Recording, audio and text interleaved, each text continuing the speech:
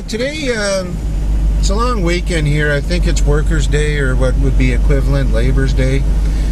And, a lot of the families from the big towns come in for the weekend. So I was kind of just saying to John and everything like that, what the hell are we going to do today, And Leanne's working on the computer. It's always best when old Barry gets out of the house when that's happening. So John and I didn't have much to do, right, bud? No, we didn't. It's pretty much a lazy day today, and let's take a drive into the back roads and see something different for the viewers. Yeah, we're going to cover a new cut road that I was on only one time, and hopefully I'm going to be able to film it today.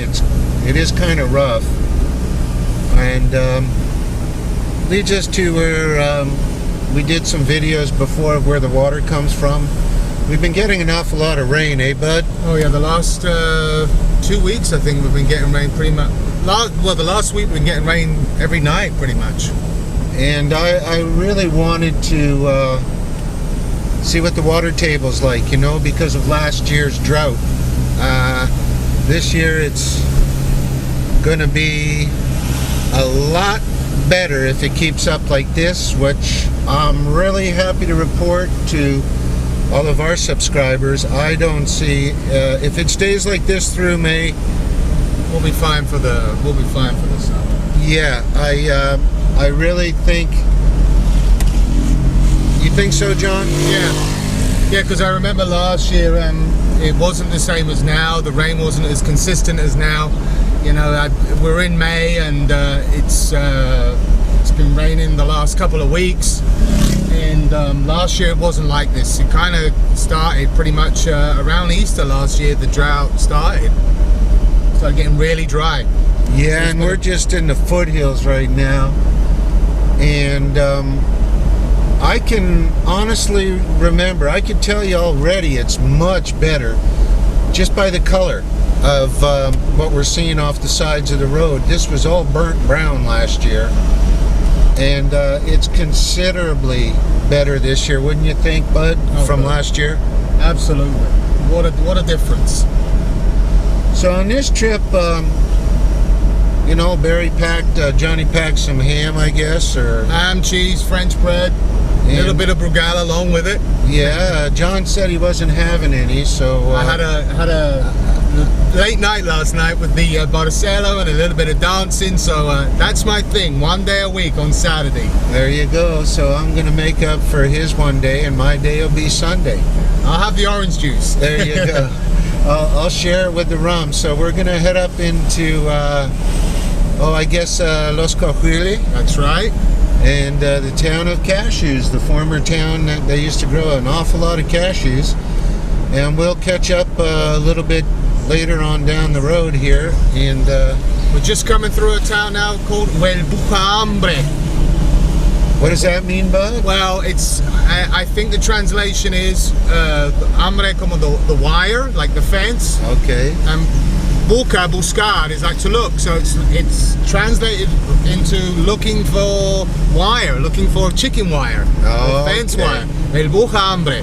And this place is very special to me because I have some friends around here, and when they are back from Boston, I stay in their finca. They have a 30-acre finca with a freshwater well, and they have so much produce there. And when I stayed with them, I'd get up at 6 o'clock in the morning and be eating fresh cheese and fresh juan pan.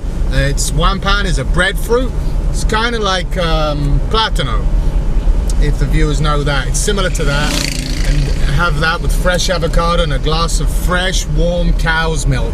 It just felt so good. Absolutely beautiful area.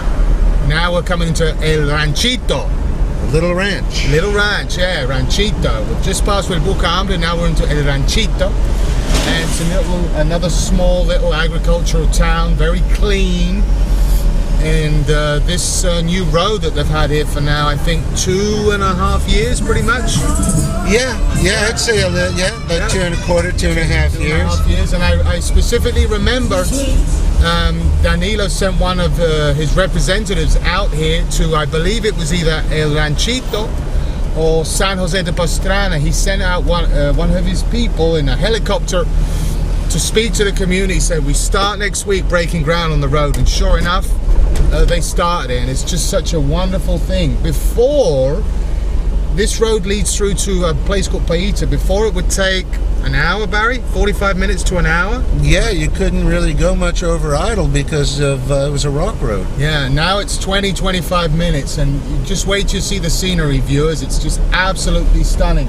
We're only 20-25 minutes from Cabrera, but it feels like you're in the middle of nowhere, and that's the beauty of this area. I don't know, you know, it's really hard for you guys out there viewing this from a camera. I mean, besides the just the natural aesthetic beauty of it, but the fact remains, these whole areas have now opened up, and that's a really important thing for us. All these new areas, all these areas have now opened up because of this infill structure, and don't underestimate how important that is, rather, because we're gosh, everybody's so damn friendly. I tell you, I still sometimes not used to it.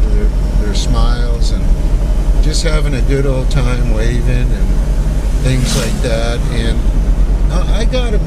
I just look, you know, nothing's right for everyone. I'm just thanking the big kahuna or whatever source is up above that I'm out here with my family.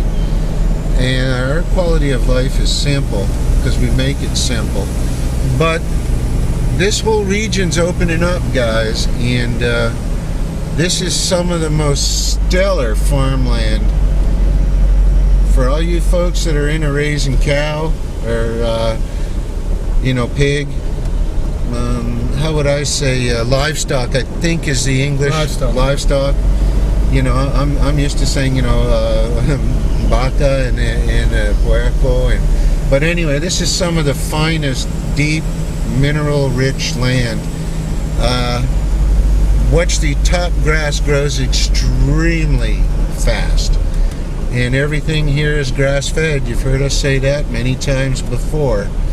So, you know, I guess cows weren't really meant to eat corn, and you know, if you know where to buy your local beef right, sometimes it's all butchered wrong, and sometimes it's butchered fantastic. You just got to learn and learn the right places to go and things like that. But in any event, this meat has no marbling in it whatsoever, and yet if it's done right, you can cut it with a spoon. And am I exaggerating with that, Bud? Or, I mean, you enjoy a good steak. Smooth as butter? Yeah. Is that an English thing? Yeah, smooth as butter. Yeah, okay. Anyway, you see that tall grass to the left there? That's sugar grass. That ain't cane, okay?